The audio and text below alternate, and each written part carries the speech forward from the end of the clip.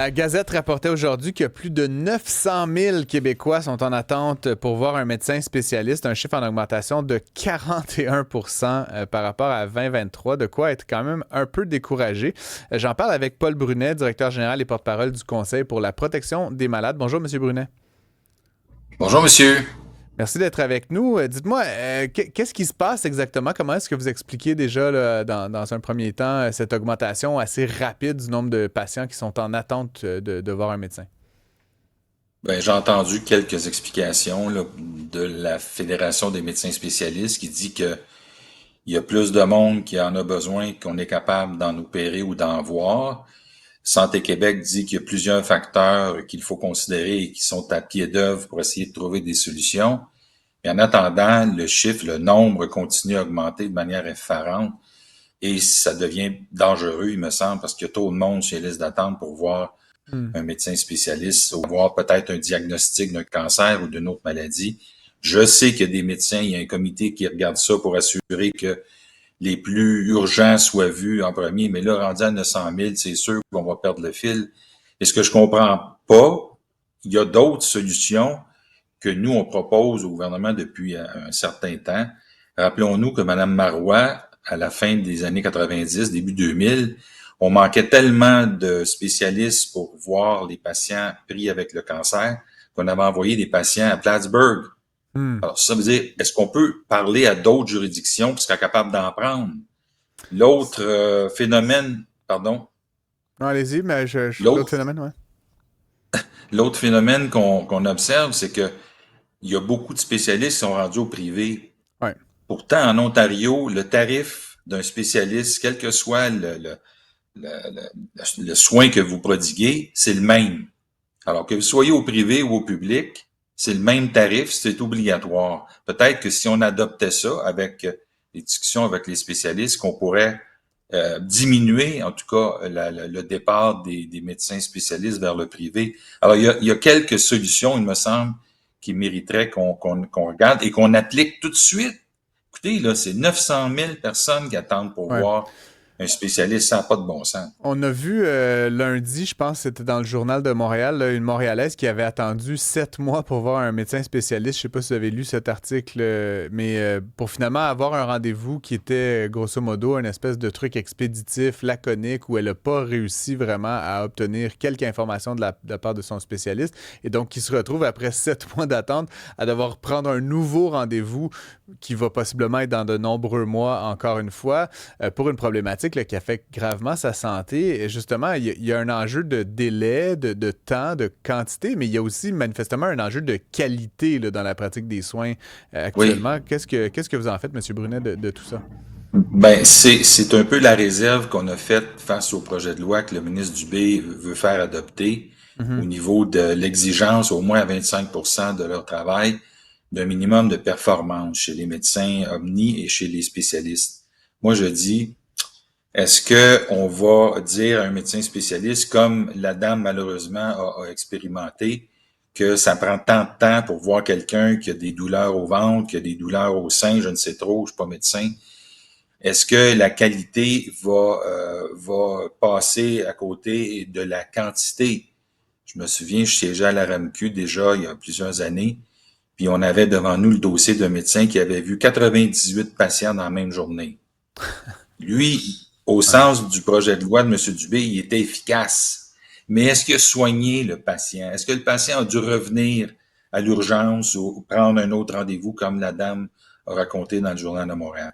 Alors, il y a des questions de qualité où j'hésite un peu. Tu sais, c'est pas une manufacture de boîtes de carton, ce sont des patients qui peuvent avoir des conditions parfois beaucoup plus sérieuses ou complexes et qu'un spécialiste doit prendre le temps d'examiner. S'il a été référé par un omni, d'ailleurs, les spécialistes disent qu'il y a trop d'omni, qui envoient trop de monde voir des spécialistes. Là, il faudrait qu'ils se parlent entre eux autres et qu'enfin, on soit non seulement efficace, mais qu'on ait de la qualité pour Hmm. éviter des situations comme la dame a vécu, où dans le fond, le spécialiste n'a rien dit.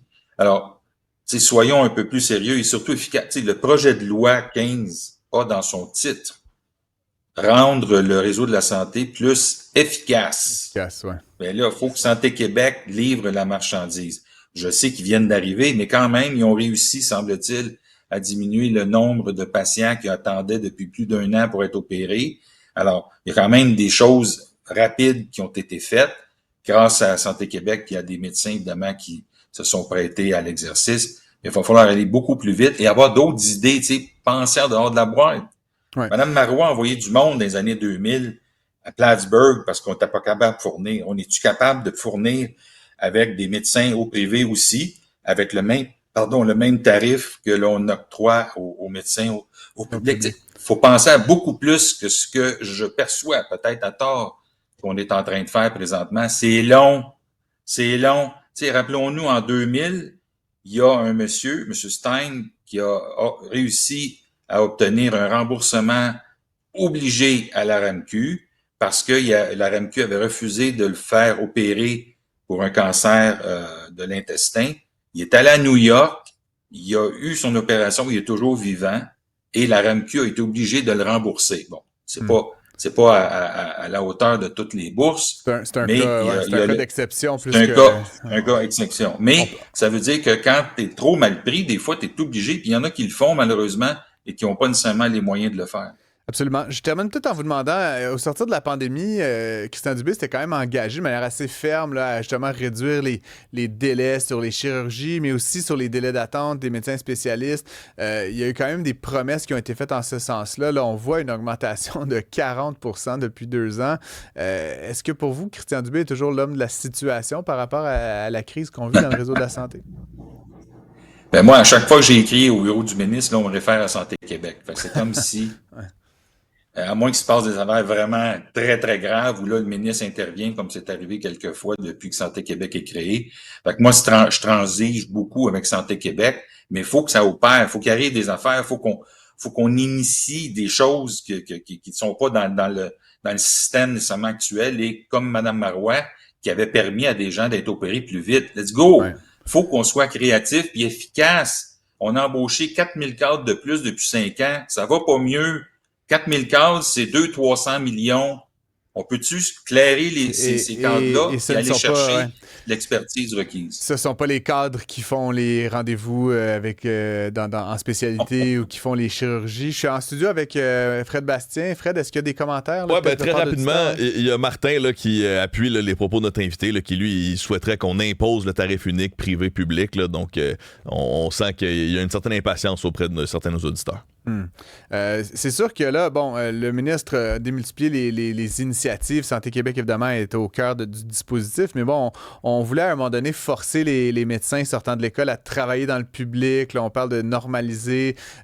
Bon, il reste moins de temps à la CAQ qu'il y en avait, hein, on va dire ça comme ça. Puis je ne veux pas ramener ça trop sur la sphère politique, Paul Brunet, mais quand même, qu'est-ce qu'on peut espérer faire là, quand il nous reste 10 mois à un gouvernement comme celui-ci et qu'il n'y a peut-être pas d'après, là, finalement? Quelle serait votre priorité Écoutez, si vous étiez à la place du ministre? Ouais. Je viens d'entendre un revirement de situation dans le domaine de l'éducation. Alors qu'on mette l'argent pour que des médecins spécialistes opèrent, voient des patients plus vite, qu'on aille les chercher au privé ou que ce soit dans d'autres juridictions, entre nous, dans différentes régions. Là, j'ai vécu le cas d'une dame qui avait besoin d'être vue en urgence pour une greffe de rein, puis on lui a répondu qu'il n'y avait pas de lit spécialisé disponible au Québec, ce qui n'était pas vrai. Le CIS de cette région-là avait menti à cette dame-là, et c'est plusieurs années d'attente pour une greffe de rein. Si on avait appelé à Maisonneuve-Rosemont, le chef intensiviste qui était là avait dit, en entrevue par la suite chez vous d'ailleurs, que oui, on avait des lits cette fin de semaine-là. Fait faut que le monde se parle, ne nous comptez pas des menteries, parce qu'on n'est pas des épais, et surtout, assurez-vous qu'on remplit toutes les salles d'op quand c'est disponible et qu'on opère le monde, qu'on voit les gens. On a besoin d'être soignés. Je pense pas que vous soyez si maltraités, les médecins et les spécialistes. Faites la job, puis je sais qu'ils ont besoin d'aide. Ils ont besoin de plein d'autres membres de personnel soignant. Mais le ministre avait mis de l'argent là-dedans et ça a l'air que des fois, l'overtime, ils en veulent pas nécessairement. Fait que, tu sais, si le public répond pas, on va être obligé d'aller au privé, payé par l'État, évidemment. Merci beaucoup, Paul Brunet. J'appelle que vous êtes directeur général et porte-parole du Conseil pour la protection des malades. On va continuer évidemment de suivre ce dossier avec le plus grand intérêt. J'invite évidemment nos auditeurs à nous écrire au 1-877-827-2346 si vous souhaitez réagir. Monsieur Brunet, merci et bonne journée. Au revoir.